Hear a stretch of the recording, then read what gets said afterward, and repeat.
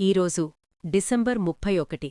ఇంకొన్ని గంటల్లో ఈ సంవత్సరం చరిత్ర అవుతుంది. ఈ ఏడాది మనకేం నేర్పింది? బాధ, ఓపిక, నమ్మకమా, లేదా ప్రార్థన విలువనా? ప్రియమైన స్నేహితుడా, దేవుడు నీ జీవితంలో మొదలుపెట్టిన పని ఇంకా పూర్తవ్వలేదు. నువ్వు పడిపోయిన చోట దేవుడు నిన్ను వదిలిపెట్టలేదు. నువ్వు ఆగిపోయిన చోట దేవుడు ఆశ కోల్పోలేదు. పౌలు చివరికి చెప్పిన మాటలు విను. నేను మంచి పోరాటం పోరాడాను, నా పయనం ముగించాను, విశ్వాసాన్ని కాపాడుకున్నాను. దేవుడు నిన్ను కూడా అలా చెప్పే స్థితికి తీసుకువస్తాడు. ఈ ఏడాది నిన్ను బలహీనంగా చేసినా దేవుడు నీ విశ్వాసాన్ని బలపరిచాడు. ఈ ఏడాది నీ కన్నీళ్లను చూసినా దేవుడు నీ ప్రార్థనలను విన్నాడు. కాబట్టి ఈ సంవత్సరాన్ని బాధతో కాదు, విశ్వాసంతో ముగించు.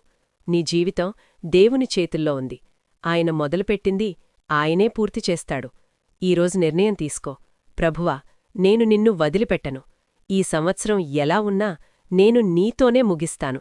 ఎందుకంటే దేవుడితో ముగించిన జీవితం దేవుడితో మొదలయ్యే కొత్త సంవత్సరానికి దారితీస్తుంది.